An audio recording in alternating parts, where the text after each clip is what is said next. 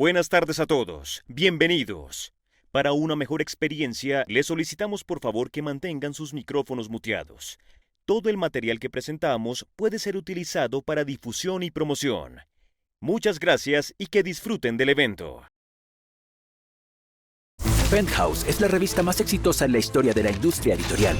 Bob Guccione murió sin un centavo. ¿Qué diablo sucedió? El oscuro príncipe del sexo. Quería que hiciéramos orgías. Solía medicar a las chicas con píldoras anticonceptivas. Él tenía 50, nosotras éramos adolescentes. 18, 19 años. Todo ese dinero desapareció. Penthouse era el bebé de mi padre, nosotros no.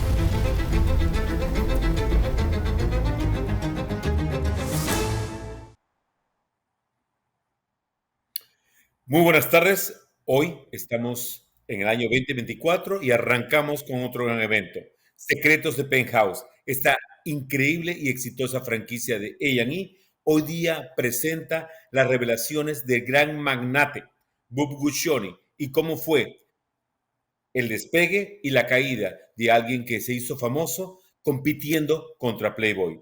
Él siempre dijo, vamos detrás de los conejos, y ahora vamos a conocer la verdadera historia y los secretos de Penthouse. Con ustedes, recuerden que todo el material que usamos hoy es para su difusión promocional y publicitaria de nuestros especiales, y para eso estamos felices que hoy nos acompañen. Así que vamos a ver un video antes de presentarles a Nick Guccione, el hijo menor del gran magnate Bob Guccione.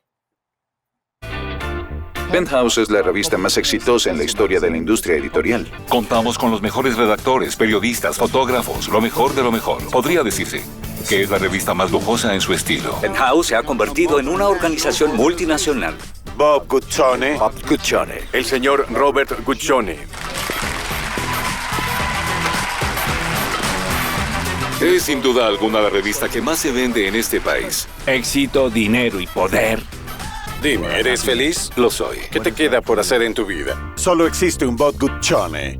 Él crea la revista más obscena del país y se vuelve uno de los hombres más ricos del mundo. Según la sucursal australiana, su patrimonio es de $300 millones. Sí, tal vez un poco más. Te consideran un héroe nacional pionero de los derechos de la primera enmienda, pero otros te ven como un maníaco obsesionado con el sexo. Me tomo en serio mi trabajo y no hago nada que no me gustaría hacer. No haría nada que me avergonzara. No fotografío a una chica que no me excite. Inclina la cabeza a la derecha. Él hacía que las mujeres se sintieran bellas. Era un sujeto increíble. Él era sexy. Es un negocio vulgar, nudista y lascivo. Bob tenía grandes ambiciones para el apellido Guccione. Quería que sus hijos crearan una dinastía. Papá alcanzó la fama y la gloria, pero siempre hubo una ola de escándalos. Dicen que uno elige a sus amigos, no a su familia. Nuestra familia giraba en torno al sexo. Era algo repulsivo. Mi padre le pedía a mi madre que se fuera de casa. ¿Te imaginas ese descaro? Bien, así que mamá se iba. No sé a dónde. Y él invitaba a una desconocida a su apartamento para fotografiarla. Yo miraba por el agujero de la cerradura y él estaba sentado en el suelo con una chica totalmente desnuda. Y pensaba, es muy extraño. Y decía, ¿qué están haciendo? Por un lado, me decían que no tenía permitido tener sexo. Solo papá iba a tener sexo en casa, al parecer. Nadie más podía hacerlo. Si quieres excitar a tus lectores, tú también debes excitarte. Glamour, misterio, vello púbico. Me estaba esperando en la habitación y me dijo que necesitaba ver mi cuerpo. Estaba perturbado. Bob Guccione está en juicio. Bob fue el rey durante un tiempo, pero arruinó todo. Todo ese dinero se esfumó. Él lo perdió todo. ¿Te quita el sueño pensar que todo desaparezca?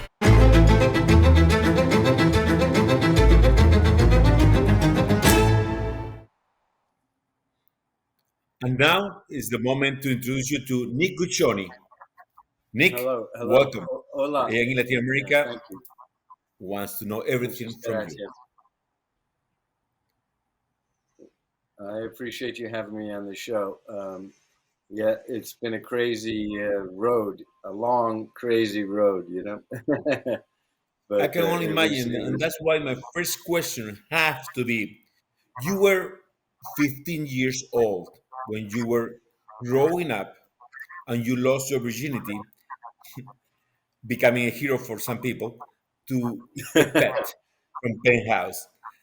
How was to live in the mansion of Penthouse, losing your virginity with the pet, and be the boyfriend of at least three or four of them? How was being Nick Guccione at that time? Well, it was very exciting for me, Cesar. It was very unusual and exciting. So, you know, what can I say? I mean, I used the phrase growing a kid growing up in a candy store, you know, and but unfortunately, the owner of the candy store said, "Don't eat the candy." Okay. But you did. So that was difficult, you know. But you did eat the candy. And how was it? I did. What was the I life? did. So that was exciting and unusual, but I grew to appreciate women's beauty and what my dad was doing in the sexual revolution of the 70s in the late 60s. You know, I was only 10 years old when I saw the sexual revolution take place. So it was very educational, if nothing else. And I was very proud of my father. I think he's got a bad reputation as some kind of, you know, cheap or shallow pornographer, but he's so much more than that. Who was Bob Guccione? And who was Bob as a father to you? Well, he was, you know, obviously my father, who I loved, but he was very distracted by the company and the different things that were going on with the magazine and you know, controversy. So it was difficult to grow up in that environment because I was under a lot of scrutiny, and it made life difficult in that way because, you know, we were always judged by our peers and by the law. When I saw nothing wrong with it, I just saw my father photographing beautiful naked women. You know, hey, what's wrong with that? You know, hey, And they want to be. going to that, what it meant Hugh Hefner and Playboy to your father? What did it represent? Just competition? Because your father created Penthouse to compete with Playboy and was very successful at it. And actually went beyond that because your father even produced a very famous and controversial movie called Caligula with Helen Mirren. Yes, now the Oscar actress. Yes. So tell us what it meant to have to live with Penthouse competing with Playboy, and what it meant the movie Caligula for you as a minor at that time. Right. Well, the competition with Playboy was an ongoing battle, if you will. I think Playboy, to this day, who I don't think are publishing any more issues, as Penthouse is not really publishing issues, magazines. It's all online now. But we made a great step forward with, you know, showing more of the woman and appreciating the woman more as a natural beauty as opposed to an airbrushed, blonde, blue-eyed girl with big breasts. You know, we went more to the real aspect of women. And Caligula, when I grew up, again, I think I was 14 or 15 years old when it came out, was shocking, but I liked the movie because it was historical about an insane character named, Gaius Caligula. So in one way, it was eye-opening, and in the other way, it was a little too hard for my taste, Of course. And what it was to witness the rise and the fall of the empire of Penthouse. What was the rise and the fall, you say? Yeah, you were a witness of the rise and the fall of Penthouse, from a millionaire and the fortune and the fame, and then it becomes everything changing.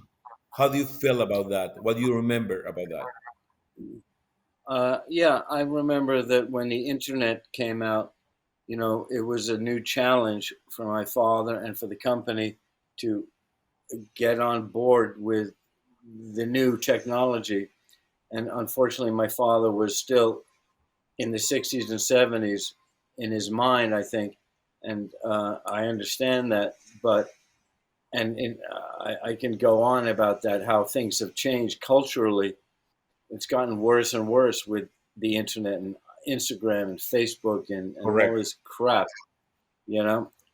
So I think that Dad did a good job, and Penthouse did a good job in the sexual revolution. Again, I was 10 years old when this happened, that we brought nudity and sexuality and sensuality to the forefront of mainstream.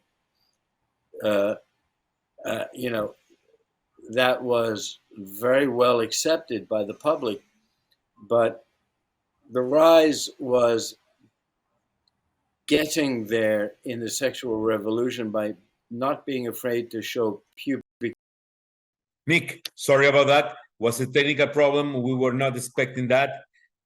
So you were saying that the internet was the thing that changed everything.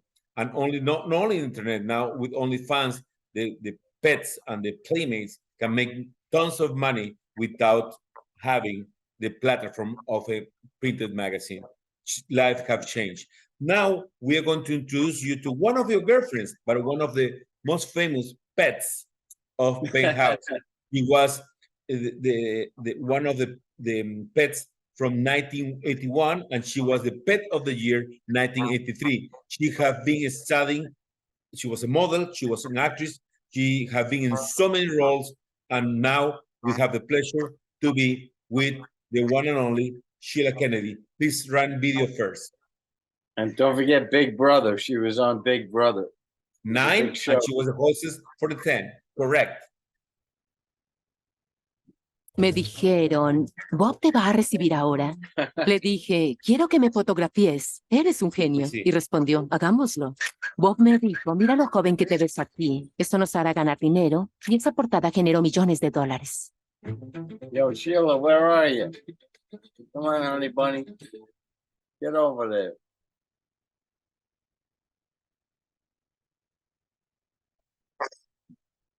Nick, we are waiting for Sheila. Meanwhile, we are waiting for Sheila. We would like to know, how was your relationship with Sheila? It was interesting.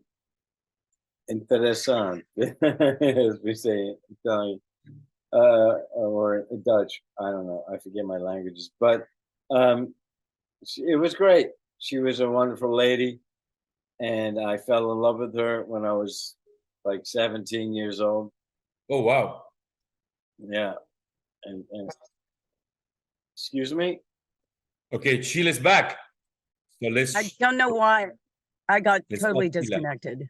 Don't worry, Sheila. We're glad that you're here with us. Hi, Nikki. Can Hey, can we Sheila. have this screen? Yes. Hey, Sheila, how are you?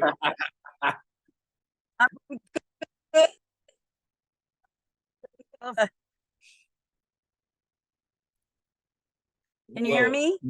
Yes, we can hear okay. Nick was telling us that when he was 17, he was your boyfriend. The terrible connection. Can you hear us? We can hear you.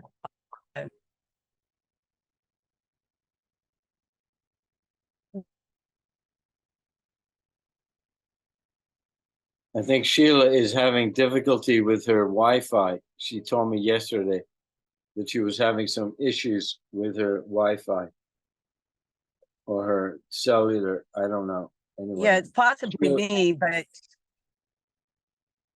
can you hear us, Sheila? Me? Yes. Yeah, we hear you.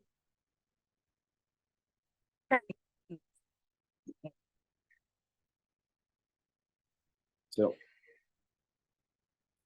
Sheila, can you hear us? Yes, I can now. You were breaking up before. Okay. Are you on Wi-Fi, Sheila, or cellular? Yeah. Oh, yeah, I'm at Starbucks right now. There's where I live, there's like the Wi-Fi and internet is horrible. Okay, we cannot hear you. What we would like to know, Sheila, is who was Bob Guccione for you? Well, Bob Guccione was everything to me. I was very young. I was 18 going on 19. I had an interesting life beforehand, but it became more interesting once I met with him now.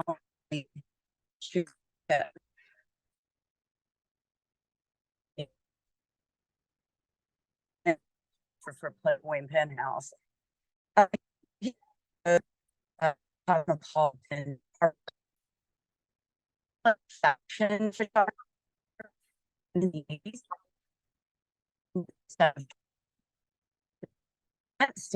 And he basically said to me, "You're anything that I thought you were going to be. You're too short, you're overweight, your skin." And I said, "Well, I'm a teenager. Listen." So I never knew what was going on out of the model. I thought, sort of a big model back then. And I was going to Barbie.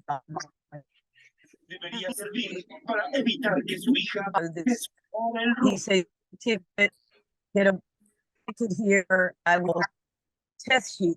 And then that just didn't happen. And what ended up happening, I was like, well, I can't go back to Las Vegas where I was living with my aunt and my grandmother. And they said, well, you have to. I said, well, no. I said, you said you were going to photograph me and make me a model. And he was like, okay, I'm going to give you 2 weeks to lose some weight and clear up your skin and let your hair grow out. Because it's really short, like Demi Moore's and Ghost. And basically, that I had. These were my Polaroids in clothes in a whole piece and a contract.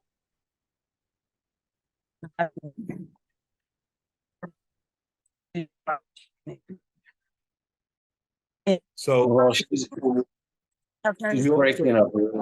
Yes, she's breaking up. Yes. I don't think the end, but Sheila, we cannot hear you well. Okay. The connection is not that good. What's better before you get into your car? What's that? The connection was better before you got into your car. But I'm still in my car. Okay, yeah. let's try to. Now it's good. Now it's good. Now I can hear you. So, okay. You also mentioned that Bob asked you once to be part of a threesome with Kathy, and that's the moment that you regret. Why? Well, I would have to say that I had a huge crush on Bob, and he's my life financially. And he gave me the opportunity to do other things, which was acting and modeling in New York. And I had my own group of friends, but we weren't allowed to, as Nikki could tell you, or Nick, we weren't allowed to bring people into the house. It was very well known that you had to sign in and sign out when you lived in the mansion, including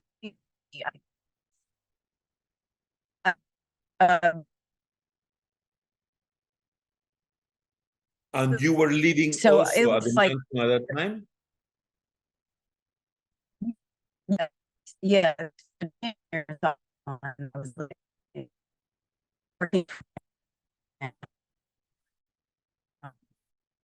Okay. That's a documentary. That the whole thing about Kathy Keaton, I felt that she was the one that pressured her to do this.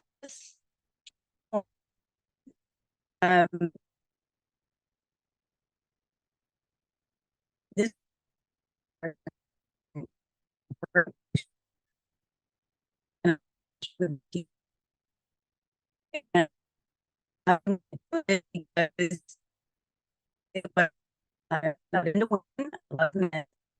How, so at the time that you were living at the penthouse mansion, was also same time that other pets were living with you? There were Excuse me? 3 pets at the house, yeah. And I was in love with 2 of them. Sheila was one of them. And the other girl was named Corinne Alphin, also a pet of the year. I was crazy about both girls. I was only 17, 18 years old, dying, you know.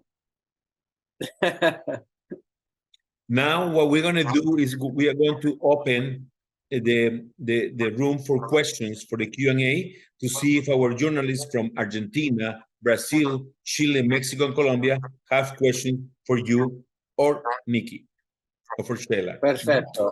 Perfecto. Gracias. Yes, we're going to start with Adriana Rincón from Colombia, NTN 24.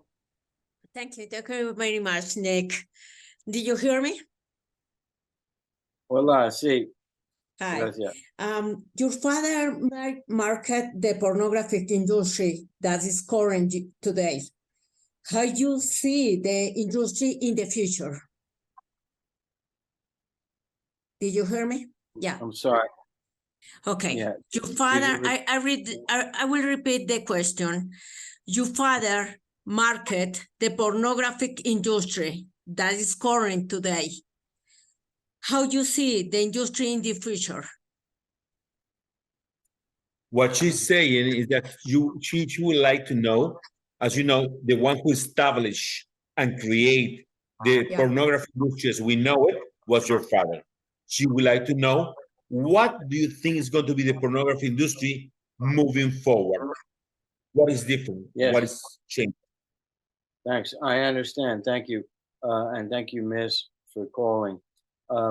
I believe that, first of all, I want to say that my father's magazine was not pornographic at all until the very end, when he went crazy and we showed pornographic material. But for many years, decades, we only showed beautiful women nude, and there's nothing wrong with that. I think then Penthouse and other companies went heavily into pornography, which I think is not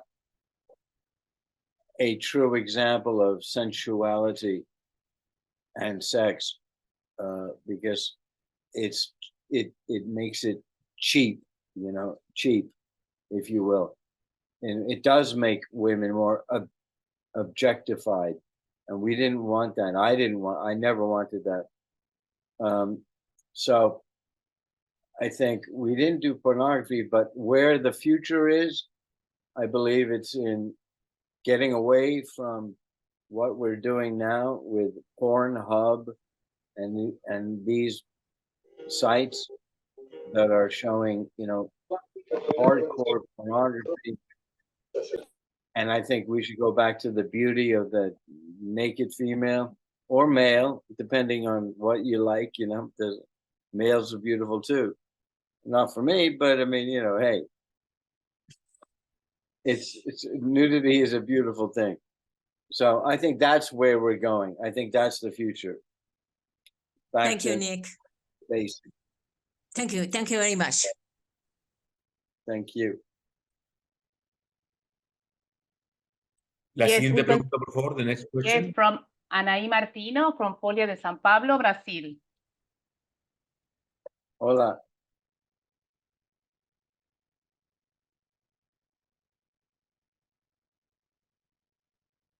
Folia. Anaí, please unmute your mic. Hello. Yes. Do you hear me? Yes. Yes. I'm Anaí from Folha, Brazil. Nick, so in the last question, you said you think it should be back like a Penthouse job type, like showing nudity, bodies. Do you have any project of yours to bring the magazine back or something?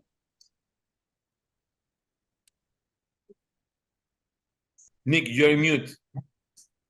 Nick, you're mute. Excuse me? Now you're okay. Yes, answer. No, yes, we have a new website I'm doing called Femme Diva, which is very classy. I'll spell it for you. Please check it out. Femme Diva, F as in Frank, E-M as in Mary, Diva, like it sounds, DIVA.com, FemmeDiva.com. It's a beautiful collection of wonderful women. It's all about artificial intelligence, which is the new future of technology, of course, and technical advances, and just gorgeous women, and articles and interviews with the latest and greatest technological minds out there. Femme Diva, FemDiva.com. Check it out. Thank you very much. Well, thank you. Thank you very much. Now I would like to see if Sheila connection is better. Sheila, can you hear me? Yeah. Sheila, are you there? Yeah. I would like you to feel Yes, now I can hear you, and I want to take advantage of that moment.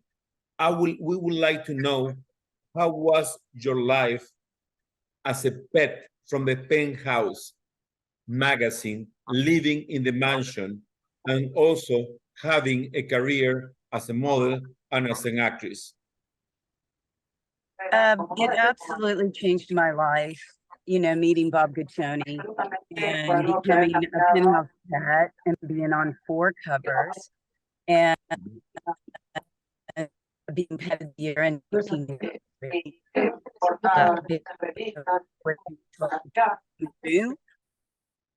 And it was amazing. I had an incredible ride, and I'm still, you know, in a great place. I ended up doing a reality show, Big Brother, that I was on. It was 15 years ago, but you know, I'm still doing other things in the industry that are fabulous. I would say that Bob Guccione and Penthouse magazine changed my life for the better. Mm-hmm. I came from poverty, so it was a culture shock to go to the mansion in Manhattan and to be in that environment. And for me, it felt natural. Everything felt natural, and Bob was amazing. And now that you are a mother, would you do something different, or you are okay with the way things went through you and for you? I mean, my son is that way. There's unity. No, there never was. He knew what I did. knew, and they loved coming out, and doing sleepovers and stuff like that. But it was never, people would say to me, they would never know that I did that for a living because I never wore things around the house that were see-through or sexy clothing. I was very conservative in that sense. I mean, I was always modest. I know that's hard. What's that? So what's the role? So being a pet was the role for you as an actress? Was it more of a performance? Was it like a role for you? Oh, absolutely. Oh, absolutely. It, like I said, it put another level of life, and I excelled after all of it. I didn't fall into, heavy drugs or drinking, or I did party back in the 80s because that's what a lot of people did at Studio 54 and Xenons. I mean, we were in the height of an iconic time, the 80s. It was just like amazing. And so I felt like I took advantage of all of that. I took it. So you were savvy and smart about it. Yeah. Perfect. Being poor, my house, that it helped me navigate the ups and downs. My life, but I can tell you this: after Penthouse, I felt like that's what brought me to another level. I got other jobs because people knew they knew about Penthouse. They saw my covers, and they were all really classy because Bob was the only one that photoed me, and he did an amazing job. And I always said that he was an artist, and he was absolutely one of those people that when you see his photos, immediately it's classy. Absolutely. Nick, we have a question for you. This question comes from Sebastian Savani from Argentina. He remembers the following. Bob Guccione gave Anna Wintour, yes, the one and only Anna Wintour, her first job as a fashion editor at Viva magazine. Do you remember how was Anna as a young journalist? No, what was her name again? I'm sorry. Anna Wintour. Anna Wintour is right now, the movie Devils Wear Prada was inspired on her, and she's the one and only editor of Vogue magazine around the world. Sheila, do you remember anything about it? I know who she is. I think that, go ahead, Nick. No, go ahead, Nick. No, but you go. I was going to say my father did hire a lot of ladies who became very successful in the publishing empires and publishing period. So yeah, it was a good starting point for them. Go ahead, Sheila. Yeah, no, she's an icon. She was, she started out with Penthouse. I didn't actually meet her because I want to say, Nikki, maybe correct me with this, but I think it's The Devil Wears Prada. I saw the movie. It was amazing. And she's amazing. She's an icon. And she did. And Nikki's right. Bob hired a lot of women.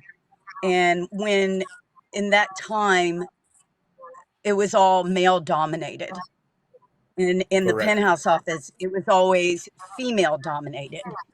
So that's something that I thought, wow, I had never seen that before when I arrived in late 79, and then in 80 is when I started doing so most of the employees and stuff. were female. Excuse me? So most of the employees at the Penthouse enterprise were women. Yes. Were females. Perfect. Yes. Wow, groundbreaking. Ahead of his time again. Mariana, more questions, please. Yes, from Colombia, Eliana Peñalosa from Publimetro.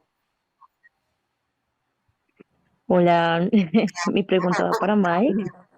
¿Qué valores o lecciones importantes aprendiste de tu padre en relación con la creación y gestión de un negocio como Penthouse? Thank you. Nick? Well, I learned hard work is very important. Number one. and to appeal or make people happy and satisfied with what we're doing. And there's one half of the world that loves what we did, and there's another half of the world that hates what we did, But, hey, that's life, Yeah. So I learned, Can't make everyone happy. right.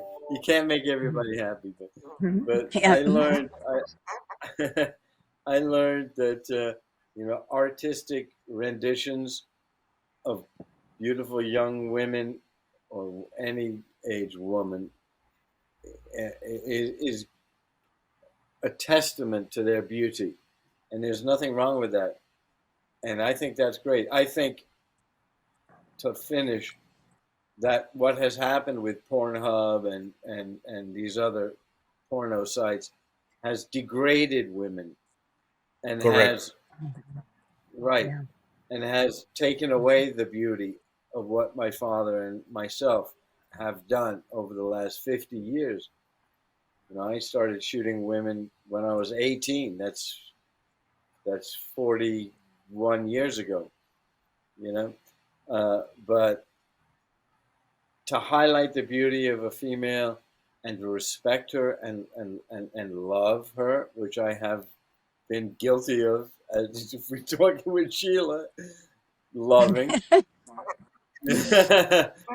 is okay, But now we have another question. Yes, of course, please. From Helmer Morales, from El Gráfico, El Universal, Mexico. The question is the following, and it's a different question for each one of you. Nick, do you think is the end of the erotism era with artificial intelligence? Yes or no? Okay, I'm sorry. With the artificial intelligence, is it the end of what era? Of the erotic era. No, I think it's opening a whole new door. In fact, that's why I want you to check out femdiva.com, FEMDIVA.com. It's all AI, mostly AI. I think it opens a whole new door and showcases the beauty of the female form. Again, nothing wrong with the male form. We can do that too. But right now we're focusing on the female form. So AI is imperative or very importante, muy importante to the exposition and expression of the female form and the beauty of the female. Period. Okay. Now to Sheila, how do you feel that the glorious era of the pets and the playmates is going to be replaced by artificial intelligence? Well, it makes me sad because there's nothing like someone that's a natural woman, right? And that was all Bob Guccione wanted, was to present women in a natural way, not in, the fake boobs and, all of the stuff that came along later on and after the 80s, people getting breast jobs and doing stuff to their face and so I think it's a sad day when something like that happens, because you can never take away from what his view and his idea and what he was an icon himself in that industry. There's never going to be another Bob Guccione. He was an artist and he believed in natural women and smart women. Not the girl next door that's been airbrushed, like Nikki said earlier about Playboy, but we were real. I mean, we lived real lives. We weren't in a bubble. You could fantasize about us, but we were something somebody you would see in a market or something and go, oh my God, she's really attractive. wonder what she does for a living, or whatever. But I think it's a sad day because I was acting as well, and I got out of it after doing Don Juan DeMarco with Johnny Depp and Marlon Brando, and I was cut out of the movie. My son was really small, and I felt like this is it for me. I probably won't do the acting anymore. And that was like in the early 90s because I needed to raise my son. I was a single parent. So now seeing what's happening even in the acting industry, if you're not Tom Cruise or Meryl Streep or, Robert De Niro, it's very difficult of what they're doing to people's images and their careers and their life and their livelihood. Correct. I think it's a sad day Correct. that this is happening now. So another question for you. As you know, Nick and Sheila, we are about to premiere in Latin America the documentary and the series of Secrets of Penthouse. Please tell me why people should watch this miniseries. What we are going to find out, what we're going to see there or discover in this special. Nick, you want to take this? They're going to see the breaking of the sexual revolution and how it happened with my father's brilliance in the late 60s, early 70s, and the entire 70s, actually, of how we changed civilization, culture, with an approach that was healthy. Back then it was healthy and beautiful. Then it turned a little sour, I think. So that I'm appreciative of, that my father was an artist, and he is an artist. And you can see in the background my dad's painting. Well, maybe you can't see it on this. There it is. Yes, we can see it now. We can see it now. Tilt the camera. Artist. We can see it now. So my dad. Yes. So I mean, we went from beauty, I think, to porn, and that's very depressing to me, But listen, it is what it is. Sheila and I have some great memories. We grew up together in the mansion, and we saw a lot of things. There's a lot of things that we've learned, and I've learned about people, and wealth and money, and that's invaluable, because it shows you how culture and society has become. So from my father just taking simple pictures of beautiful young ladies nude, it's become this kind of machine, macchina in Italiano, Mm-hmm. It's just not, it's not rich anymore. It's not beautiful anymore, which is depressing, And anyway, so we'll get there. Any more questions? What about you, Sheila? Anything you want to add? Well, I think that when this is launched in Latin America, they will see 2 or 3 different things. They might see a dozen things that they can relate to, or that it might turn them off, or they might think, oh, he wasn't the greatest father, or he wasn't the greatest man, and he did bad things. And I'm here to say none of that is really true with my experience. I can't speak for Nikki, but I can tell you that they will see that even though all these crazy things happened in the mansion, and yes, sex, drugs, rock and roll, whatever, however you want to say it, at the end of the day, it was not like the Playboy Mansion. People weren't coming in and out of there and sleeping with the girls, and and it wasn't wild parties all the time. Bob was somewhat of a recluse. He was kind of like a Howard Hughes character, if you may, because like the saying, he built an empire is what happened.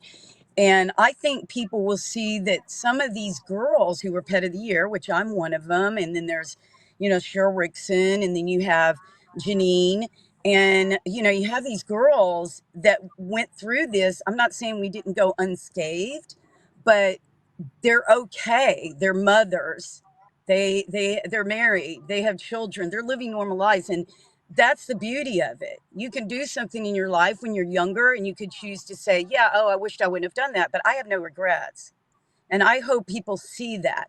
They might see things and they might, perceive something the way they want to perceive it. But I think all in all, like Nikki said, money doesn't buy happiness. And, I've had a talk with Bob when he was alive and he was photographing me for Pet of the Year. And I think if he could do it all over again, he'd want to be a painter and an artist and live back in London and have a simple life, still have his children, but live a different life. And, if he had his youth, he would have done things differently. For me, I wouldn't have done things differently because if it wasn't for all of that, I wouldn't be the person I am now, which is a mom. My son is my whole world. I live a very, very simple life and I'm happy. I don't think that you can say that about some people that live that lifestyle. Correct. I'm not living in my past. I'm living in the future. Now we go back. Mariana, more questions. We have 2 more questions before we go. Let's go. Yes, José Vieira from Noticias da TV, UOL, Brazil. Hi, everyone. My question is to Sheila. Penthouse was created in 1965. And how do you think that younger generations deal with nudity and sensuality? Is it still a taboo? What do you think about it? Oh, I think it's not a taboo. I think if anything, it's become like it's just chaos, like how they look at it. And I'm not putting down anyone, but this younger generation is kind of looking at the Kardashians as, oh, I want to look like her. I want to just totally change my looks, and they're in their 20s. And that's their role models, and it's not a bad thing. It's just a completely different generation. We're living in a generation that is, cancel culture, and, you've got people that are hypersensitive about stuff, but never about nudity. It seems like everybody's a cam girl now and everybody's an influencer and they're making money off of it. And hey, I'm not against that. If it's what you want to do and it's making you happy and you're making money and you're making a living, I'm not going to say that's wrong, because people would say what I did was wrong back in the 80s. So, but I think we're living in a crazy society now where it's like, it's absolutely, there is no policing. There is no, like, I don't know. I mean, you have to say, where's your moral compass at some point? And I think the generation now is living very free, and good for them. Good for them. I think we've lost all communication, like, the one-on-one sitting at the dinner table, speaking to your family and eating. I still have that in my life. And I think Nikki does as well. So it's what keeps me grounded. But I feel sorry for the younger generation. I wish that they did live some of the times that we had, because ours was extremely educational, because we did learn from our mistakes. Whether you did drugs, drinking, nudity, people were free in the 60s. I mean, look at Woodstock. I mean, people were free. I don't know now if that's the case, but I think it's just, I think they've lost touch. I think the younger generation has lost touch with what we grew up in. And I think we've learned from our mistakes. I don't know what it's going to be like for my son, but I've raised him old school. And, he's old school. So it's hard to say, but, I don't know. I think that it's a different world we're living in now. It's hard to navigate what's going on, really. Thank you for your answer, Sheila. Now we go with the last question, Mariana. Yes, Asael Grande from Diario Imagen, México. Hola, Mexico. Hello, everybody. I have one question. What about testimonials of Gina Jameson and Janine Linde-Mulder? Tell us about that testimonials, please.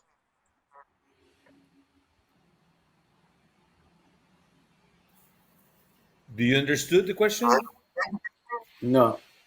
Yeah. I want to know about testimonials of Gina Jameson and Janine Linde-Mulder for this series. Yes, we can provide you with those testimonials are part of the documentary. We can send it to you with no problem. As you know, it's a two-part miniseries of 2 hours premiering on January 21st and 2 hours premiering on Sunday, January 28th, and they are part of the special. But I will make sure that Alicia send you those testimonials. That will be easy for you, my friend. Thank you very much. Gracias.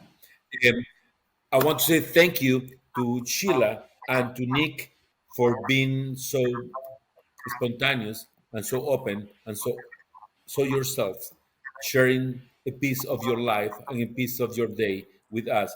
We really appreciate it because, as you know, not everybody was part of the 60s or the 70s, and some people who are watching us today, part of the social media, miss a lot of history. And I think we are lucky to be alive, and we are lucky sometimes to be able to tell the stories that we tell. Because at the end of the day, that's what we want to become, all of us, good storytellers. And I think those stories have a meaning and a reason to be told.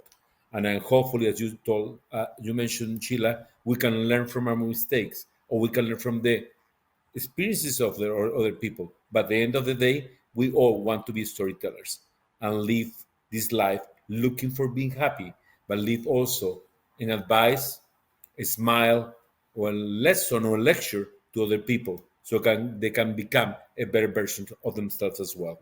Sheila, any final words from you?